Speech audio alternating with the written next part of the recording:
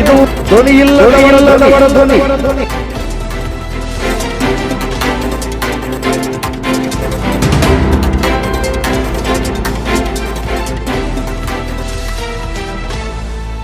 ವೀಕ್ಷಕರ ದಿನಾಂಕ 4/4/2025 ಮತ್ತು 9/4/2025 ಬಳ್ಳಾರಿ ಜಿಲ್ಲೆ ಸಂಡೂರು ತಾಲೂಕು ಜಯಶಿಂಗಪುರ ಗ್ರಾಮ ವ್ಯಾಪ್ತಿಯಲ್ಲಿ ಬರುವ JSW ಸ್ಟೀಲ್ ಲಿಮಿಟೆಡ್ ನವರು ಕಬ್ಬಿಣದ ಅದಿರು ಗಣಿ ಪ್ರಾರಂಭಿಸಲು ನಡೆಸಿದ ಸಾರ್ವಜನಿಕ ಆಲಿಕೆ ಸಭೆಯಲ್ಲಿ ಸಾರ್ವಜನಿಕರಿಂದ 95% ಬೆಂಬಲ ಸೂಚಿಸಿದ್ದು, ಸಾರ್ವಜನಿಕ ಆಲಿಕೆ ಸಭೆಯಲ್ಲಿ ಸರಿಸುಮಾರು 1000ಕ್ಕೂ ಹೆಚ್ಚು ಜನ ಸೇರಿದ್ದು ವಿವಿಧ ಸಂಘ ಸಂಸ್ಥೆಗಳಿಂದ ಬೆಂಬಲ ಸೂಚಿಸಿ ಯಶಸ್ವಿಗೊಳಿಸಿದರು.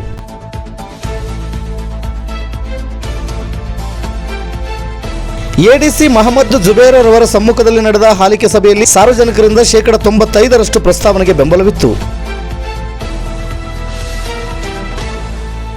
ಸುಶೀಲನಗರ ಗ್ರಾಮ ಪಂಚಾಯಿತಿ ಅಧ್ಯಕ್ಷರು ಮತ್ತು ಸದಸ್ಯರು ಹಾಗೂ ಸುತ್ತಮುತ್ತಲಿನ ಗ್ರಾಮಸ್ಥರು ಜಿಂದಾಲ್ ಕಂಪನಿಯ ಬಗ್ಗೆ ಒಳ್ಳೆಯ ಅಭಿಪ್ರಾಯವನ್ನು ವ್ಯಕ್ತಪಡಿಸಿದರು.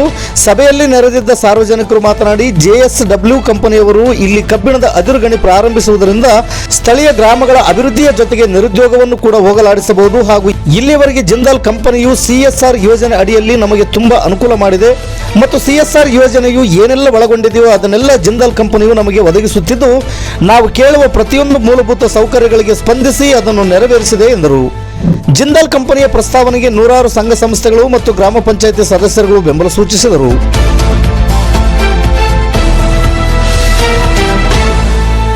ವರದಿಗಾರರು KK ಮೆಹಬೂಬ್ ಬಾಷಾ, ಇದು ಗರುಡ ನ್ಯೂಸ್. ನಾನು ಮಲ್ಲೇಶ್ ಕಮತೂರು.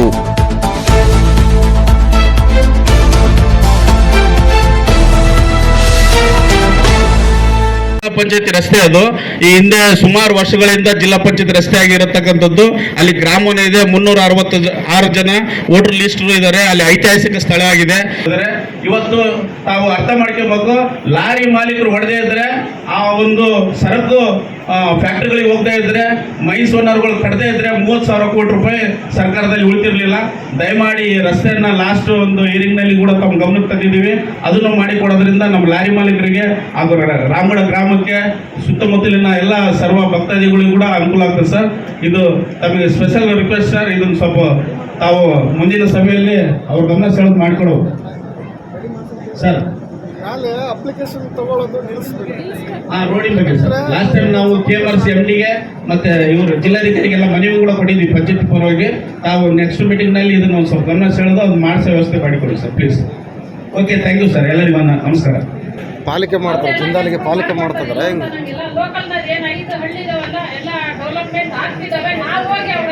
ADC ಕೆಲಸ ಆಲಿಕೆ ಮಾಡೋದು, ಜಿಂದಾಲಿಗೆ ಪಾಲಿಕೆ ಮಾಡೋದಲ್ಲ. ಆಲಿಕೆ ಮಾಡಬೇಕು. ಒಂದು ಕಂಪೌಂಡ್ ಆಗಿರ್ಬೋದು, ಒಂದು ವಾಟರ್ ಆಗಿರ್ಬೋದು, ಒಂದು ಸ್ವಲ್ಪ ರಸ್ತೆ ಆಗಿರ್ಬೋದು, ಎಲ್ಲವನ್ನು ಮಾಡಿಕೊಟ್ಟಿದ್ದಾರೆ ಅವರು. ಲೇಬರ್ ಕಾಂಟ್ರಾಕ್ಟ್ ಆಗಿರ್ಬೋದು, ಎಲ್ಲ ಪ್ರತಿಯೊಂದು ಅವ್ರು ಕೊಟ್ಟಿದ್ದಾರೆ. ಅವರಿಗೆ ನೀವು ಕೂಡ ಅವಕಾಶ ಮಾಡಿಕೊಟ್ರೆ ನಾವು ಕೂಡ ಅವಕಾಶ ಮಾಡಿಕೊಡ್ತೀವಿ. ಇಲ್ಲಿಗೆ ಮಾತನ್ನು ಹೇಳಬೇಕಂತ ಹೇಳ್ಕೊತಾ ಇದ್ದೀನಿ. ನಮ್ದು ಏನು ಗೊತ್ತಾಗಲ್ಲ ಸರ್, ನಮ್ದು ಏನು ರಿಕ್ವೆಸ್ಟ್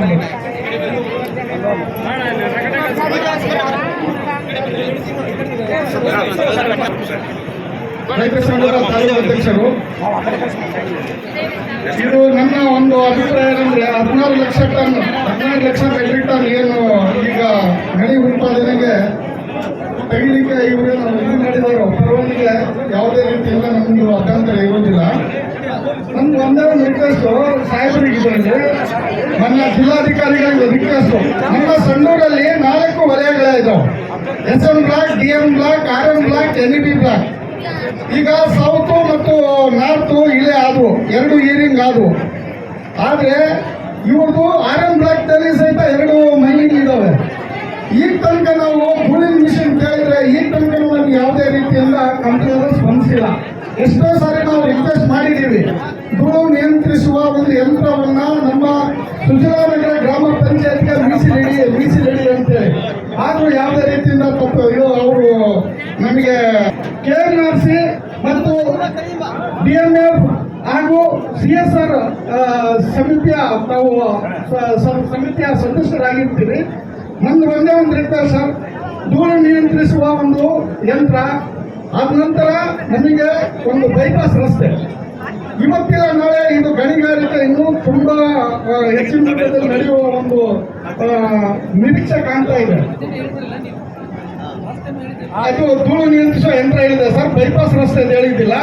ಈಗ DMF ಆಗಲಿ KMRC ಫಂಡ್ನಲ್ಲಿ ಬಹಳಷ್ಟು ಹಣ ಇದೆ ಸರ್, ನಾವು ಅದರ ಸದಸ್ಯರು ಇರ್ತೀವಿ, ಅದರಲ್ಲಿ ಬಂದಿದ್ದೀನಿ ಸರ್ ನಾನು. ಅದು ಒಂದು ದಯಮಾಡಿ ಬೈಪಾಸ್ ರಸ್ತೆಯನ್ನು ಒಂದು ನಿರ್ಮಿಸುವಂಥ ಕೆಲಸ ಮಾಡಿಕೊಟ್ರೆ ತಮಗೆ ತುಂಬ ಧನ್ಯವಾದಗಳು ಅಂತ ಹೇಳ್ತಾ ಇದ್ದೀವಿ ಸರ್. ಯಾಕಂದರೆ ಎಷ್ಟೋ ಪಬ್ಲಿಕ್ ದಯಮಾಡಿ ಸಪೋರ್ಟ್ ಇರಲಿ ಅಣ್ಣ.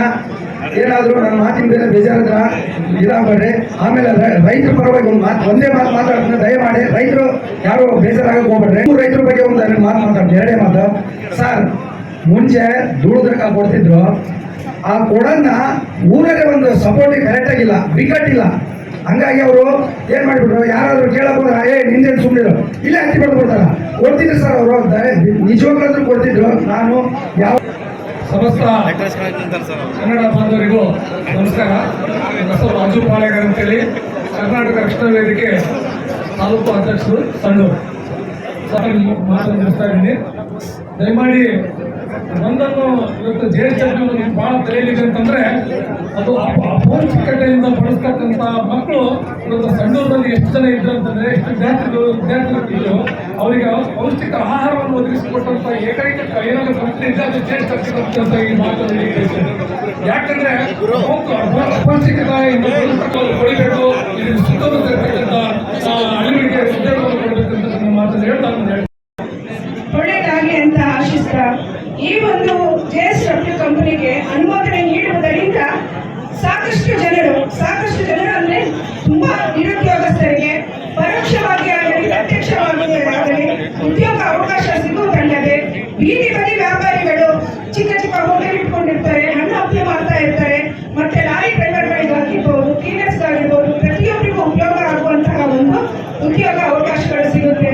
ಮತ್ತೆ ಈ ಒಂದು ಕಂಪನಿಯವರಲ್ಲಿ ನನ್ನ ಮನವಿ ಏನಂತ ಹೇಳಿದ್ರೆ, ಆದಷ್ಟು ಹೆಣ್ಣು ಮಕ್ಕಳಿಗೆ ಒಂದು ಉದ್ಯೋಗವನ್ನ ಸೃಷ್ಟಿ ಮಾಡಬೇಕು ಅಂತ ತಮ್ಮನ್ನ ಕಳಕಳಿಯಾಗಿ ನಾನು ಕೇಳ್ಕೊಳ್ತಾ ಇದ್ದೇನೆ. ಈ ಒಂದು ಕಂಪನಿಗೆ ಅನುಮೋದನೆ ನೀಡಬೇಕು ಅಂತ ಭಾರತ ಸರ್ಕಾರದಲ್ಲಿ ನಾನು ಮನವಿ ಮಾಡಿಕೊಳ್ತಾ, ಈ ಒಂದು ಪರಿಸರ ಅನ್ನೋದು ಸಂರಕ್ಷಣೆ ಮಾಡುವುದು ನಮ್ಮೆಲ್ಲವರ ಕರ್ತವ್ಯ ಆಗಿರುತ್ತದೆ. ಹಾಗಾಗಿ ಯಾವುದೇ ರೀತಿ ಪರಿಸರಕ್ಕೆ ಹಾನಿ ಆಗದಂತೆ ವೈಜ್ಞಾನಿಕವಾಗಿ ಕಾರ್ಯ ನಡೆಸ್ಕೊಂಡು ಹೋಗ್ಬೇಕು ಅಂತ ಹೇಳ್ತಾ ತಮ್ಮಲ್ಲಿ ಮನವಿ ಮಾಡ್ಕೊಳ್ತಾ, ಮಾತನಾಡಲಿಕ್ಕೆ ಅವಕಾಶ ಮಾಡಿಕೊಟ್ಟಂತ ತಮ್ಮೆಲ್ಲರಿಗೂ ನನ್ನ ಧನ್ಯವಾದಗಳನ್ನ ತಿಳಿಸ್ತಾ ಇದ್ದೇನೆ. ನನ್ನ ಹೆಸರು ಕೆ ಚಂದ್ರಣ್ಣ ಅಂತೇಳಿ, ಕರ್ನಾಟಕ ರಾಜ್ಯ ಸಮಿತಿ. ಇಲ್ಲಿ ಕಾರ್ಖಾನೆಗೆ ಸುತ್ತಮುತ್ತಲಿರ್ತಕ್ಕಂಥ ಬಳ್ಳಾರಿ ಸುತ್ತಮುತ್ತಲಿರ್ತಕ್ಕಂಥ ಗ್ರಾಮ ಪಂಚಾಯತ್ 5 ಹಳ್ಳಿಗೂ ಯಾವುದೇ ಥರದ ಅಭ್ಯಂತರ ಇಲ್ಲ. ಜಿಂದಾಲ್ ಕಂಪನಿ ಪರವಾನಗಿ ಕೊಡಬೇಕು ನಮ್ಮ ಒಪ್ಪಿಗೆ ಐತೆ ಸರ್. ಇನ್ನೊಂದು ಏನಪ್ಪ ಅಂದರೆ, ಈ ಹಿಂದೆ 2 ಮನೆ ಸೈನಿಂಗ್ ಆದ್ರು ಸರ್. ಅಲ್ಲಿ ಎಲ್ಲ ಸುಶೀಲನಗರ ಗ್ರಾಮ ಪಂಚಾಯತಿ, ಸುಶೀಲನಗರ, ಸೀತಾಪುರ ಅವ್ರು ಮಾತ್ರ ಎಂಪ್ಲಾಯ್ಮೆಂಟ್ ಇದೆ. ಮತ್ತೆ ಟ್ರಾನ್ಸ್ಪೋರ್ಟೇಷನ್ ಡೆವಲಪ್ಮೆಂಟ್ ಇನ್ನಿತರ ಏನು ಕಂಪ್ನಿ ಸೂಪರ್ವೈಸರ್ ಕೆಲಸ ಮಾಡಿದ್ದೀನಿ ಟ್ರಾನ್ಸ್ಪೋರ್ಟಲ್ಲಿ. ಓಕೆ, ಅದು ನಾನು ಒಬ್ಬನೇ ಅಲ್ಲ ಸರ್, ಕೆಲವೊಬ್ರು ವಿದ್ಯಾರ್ಥಿಗಳಿದ್ದಾರೆ, ಲೋಕಲ್ ಸ್ಟೂಡೆಂಟ್ ಇದ್ದಾರಲ್ಲ, ಅದನ್ನ ಹೇಳ್ತೀರಲ್ಲ. ಹಾಂ ಸರಿ ಸರ್. ಸರ್, ಇನ್ನೊಂದು ನಮ್ಮದು ಆಕ್ಸಿಡೆಂಟ್ ಗ್ರೌಂಡ್ ಸರ್. ಇಲ್ಲಿ ಭಾಳ ಆಕ್ಸಿಡೆಂಟ್ಗಳಾಗುತ್ತೆ. ಇಲ್ಲಿ ಆಂಬುಲೆನ್ಸ್ ಎಲ್ಲ ಸರಿಯಾದ ಟೈಮಲ್ಲಿ ಇಲ್ಲೇ ಲಾಸ್ಟ್ ಮಾತಾಡಿದ್ದಾರೆ ಆಂಬುಲೆನ್ಸ್ ಬಗ್ಗೆ. ಈ ಪರಿಸರ ಸಾರ್ವಜನಿಕ ಆಲಿಕೆ ಸಭೆಯಲ್ಲಿ ಬಹುತೇಕ ಎಲ್ಲರೂ ಕೂಡ ಈ ಲೀಸ್, ಮೈನಿಂಗ್ ಲೀಸ್ ಇದ್ದಿಲ್ಲ, ಮೈನಿಂಗ್ ಆಕ್ಟಿವಿಟಿಗೆ ಅವಕಾಶ ಕೊಡಬೇಕು. MSW, JSW ಸ್ಟೀಲ್ ಲಿಮಿಟೆಡ್ ಅವರಿಗೆ ಅವಕಾಶ ಕೊಡಬೇಕು ಅಂತೇಳಿ ಒಂದು. ಎರಡನೇದು, ಮುಖ್ಯವಾಗಿ ಕೆಲವೊಂದು ಅವರು ಬೇಡಿಕೆಗಳು ಕಳೆದ ಇದರಲ್ಲೂ ಕೂಡ ಏನೋ ಬೇಡಿಕೆ ಇಟ್ಟಿದ್ರು. ಅದೇ ಬೇಡಿಕೆ ಅಂತ ಒಂದು ಪುನರಾವರ್ತನೆ ಆಗಿದೆ.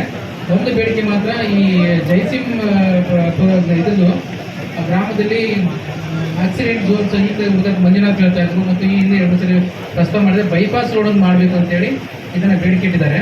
ಮತ್ತು ವಿಶೇಷವಾಗಿ ಈ ಜೈಸಿಮ್ ಗ್ರಾಮದಲ್ಲಿ ಏನು ಸುಮಾರು 291 ಜನಕ್ಕೆ ಉದ್ಯೋಗ ಸೃಷ್ಟಿ ಮಾಡುವ ಅವಕಾಶ ಇದೆ. ಇದರಿಂದ ಈ ಮೈನಿಂಗ್ ಆಕ್ಟಿವಿಟಿಯಿಂದ ಅದು ಸ್ಥಳೀಯರಿಗೆ, ಅಕ್ಕಪಕ್ಕದ ಗ್ರಾಮದವರಿಗೆ ಮೀಸಲಾಗಿರಬೇಕು ಅಂತೇಳಿ, ಅದು ಅವ್ರಿಗೆ ಸ್ಕಿಲ್ಡ್, ಅನ್ಸ್ಕಿಲ್ಡ್ ಅಂದರೆ ಅವರ ಕೌಶಲ್ಯತೆ ಆಧರಿಸಿ ಅವರದನ್ನು ಗಮನದಲ್ಲಿ ಇಟ್ಕೊಂಡು ಮಾಡ್ತಾರಂತ ನಾನು ಅವರಿಗೆ ಸೂಚನೆ ಕೊಡ್ತಾ ಇದ್ದೀನಿ.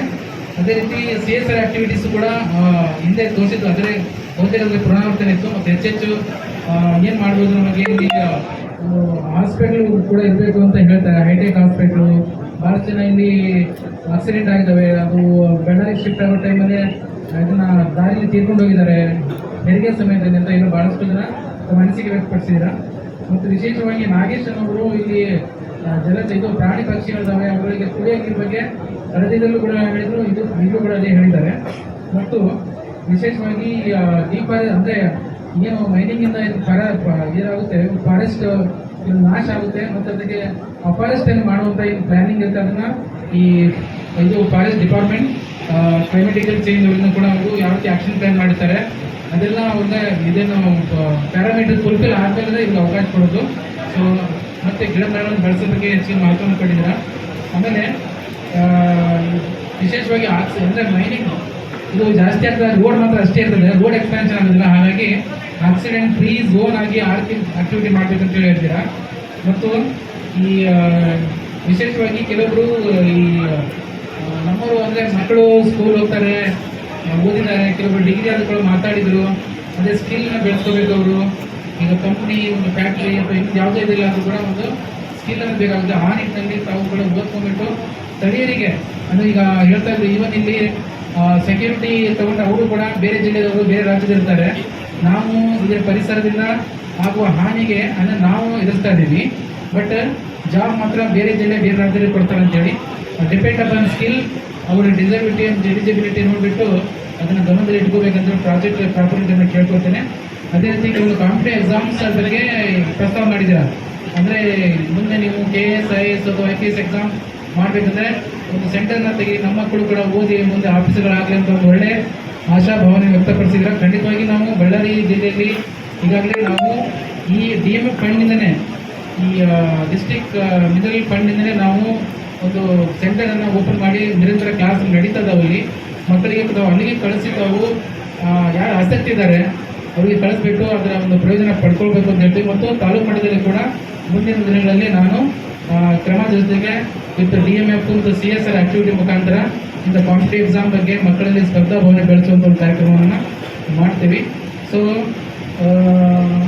ತಾವು ಅಂದರೆ ಫಾರ್ಮರ್ಸ್ ಈಗ ಏನು ನಂಜುಂಡಸ್ವಾಮಿ ಬಣದವರು ಒಂದು ಬಣ ಬಂದ್ಬಿಟ್ಟು ಇದರಿಂದ ಪರಿಸರ ಹಾನಿ ಆಗುತ್ತೆ, ಮುಂದೆ ಪೀಳಿಗೆಗೆ ನಮಗೆ ಪರಿಸರ ಉಳಿಯೋದಿಲ್ಲ, ಸಂಪತ್ತು ಉಳಿಯೋದಿಲ್ಲ, ಸೊ ಅದನ್ನು ಕೊಡಬೇಡಿ ಅಂತ ಹೇಳಿ ಒಬ್ಬರೊಬ್ಬರೊಂದು ಅಭಿಪ್ರಾಯ ವ್ಯಕ್ತಪಡಿಸಿಬಿಟ್ರೆ ಇನ್ನು ಮಿಕ್ಕಿದ ಎಲ್ಲ ಇಲ್ಲಿ ಸೇರಿರ್ತಕ್ಕಂಥ ರೈತ ಬಾಂಧವರಾಗಲಿ, ಸಾರ್ವಜನಿಕರು ಮತ್ತು ಎಲ್ಲ ಇವನ್ ಮಹಿಳೆಯರು ಕೂಡ ಬಂದು ಹೇಳಿದ್ದಾರೆ.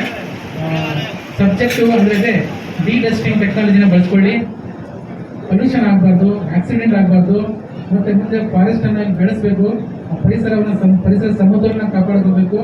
ಯಾವುದೇ ರೀತಿ ಮುಂದಿನ ಪೀಳಿಗೆಗೆ ಸಂಪತ್ತಲ್ಲಾಗಲಿ ಪರಿಸರದಾಗಲಿ ಆರೋಗ್ಯದಲ್ಲಿ ಹಾನಿ ಆಗಬಾರದು ಅನ್ನೋ ಒಂದು ದೃಷ್ಟಿಕೋನ ಇಟ್ಕೊಂಡು ತಮ್ಮ ಒಂದು ಪಾಸಿಟಿವ್ ಒಪಿನಿಯನ್ ಕೊಟ್ಟಿದ್ದಾರೆ. ಸೊ ತಾವು ಏನೀಗಿಲ್ಲ ಈವರೆಗೂ